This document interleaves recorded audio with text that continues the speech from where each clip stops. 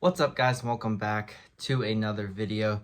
We're going to do a super quick recap video of my Wildcat Open tournament. I barely got any footage of it. I wasn't able to get a caddy, so it was an interesting tournament to say the least, but I'm just going to throw this video really quick just to kind of put it out there and for you guys and for my own personal record of kind of how the tournament felt, the mindset going through the entire tournament, just kind of what went well and what didn't go well. We signed up to play MA1. There's only 2 or 3 people signed up to play MA1, so we did move up to MPO the day of the tournament to try to get some better competition. I mean, I think there was probably close to 25 people, I think, signed up for MPO, so lots of really good competition there. And yeah, going into the tournament, I definitely wasn't feeling very motivated or I guess you can say excited to play disc golf. It kind of just almost felt like a chore, I would say, at the beginning. But it was kind of one of those things where I went through the mental grind and kind of told myself to get through it and just go out and play disc golf because I'm probably going to regret it when it's out raining like it is now or when we got 2 feet of snow on the ground. It was a beautiful day to go out and play some disc golf, so I'm really glad I went out and played. But yeah, let's get right into the rounds here. So I'll throw my scorecard up and I'm going to just briefly go over most of the holes and kind of just how the round went. So round 1, as you guys can see there, we shot 944 plus 1 from the longs. Going into this round, I know I just wanted to stick around right around even.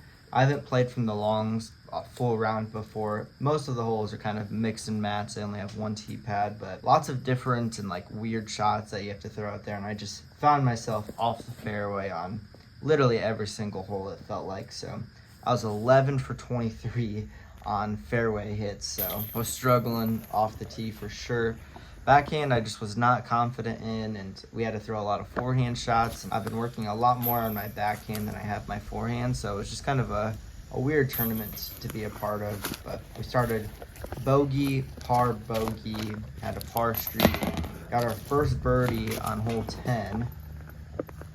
And another really big thing in this tournament was really my putting. Probably missed, I think, what was I? Yeah, I was 12 for 15 inside C1 for round 1, and I guarantee 2 of them were from 10 to 15 feet. So just really a lack of focus. Not too sure what's really going on with that. And like I said, I really haven't been practice putting and doing stuff, but anyone could go out and make 8 or 9 out of 10 15 footers, and I missed 2 or 3 of them. So very disappointing there. We did end up making an 80 footer on hole 13 to save the birdie. I was probably 200 feet out and threw it 120 feet. Really bad shot. The forehand still just, everything's kind of just burning over. There's no control there. Yeah, like I said, we kind of had lots of good things and lots of bad things going on in this tournament, and especially this round 1. But we shot plus 1, 944. Nothing to really be too mad about. Like I said, my goal literally going into round 1 was to be right around even. So we shot plus 1. We did have a battle back going into hole 1. We were plus 3 and then went birdie. Really good finishing stretch there to get the last 2 holes. And yeah, after round 1, we were actually only 3 strokes away from being in the cash contention. So honestly, felt pretty decent after seeing kind of where scores landed after round 1. It's a very fluky course. Definitely kind of felt good that, we're only 3 strokes back, and we do have a lot of confidence from the shorts. I've shot a 10-11 rated round, I believe, during the Titan Open 2 years ago now. So I do like the shorts, a lot of forehand holes, and got to scramble pretty well. We'll just hop right into round 2. We went into round 2 with a lot better mindset. Putter's feeling a little bit better, and all right, guys, round 1's over with. We're on to round 2. Feeling a lot better, refreshed going into round 2. Let's get after it. Beautiful day out here on the disc golf course. And we started on hole 4. I'll throw the scorecard up here. We ended up shooting even from the short pads, 938. And like I said, we started on hole 4. So we started par. Really, hole 4 is a pretty birdieable hole, and then hole 5 is right in front of you. It's 200 feet, and we went ahead and took a par there. And then we went double, and we were just off the fairway. Scrambling, I was throwing forehand shots. I had no idea where they were going out of my hand. We were scrambling the entire time, and then You can see we kind of played some clean golf, kind of figured some things out, and threw some amazing shots. Things started to actually feel like clean out of the hand.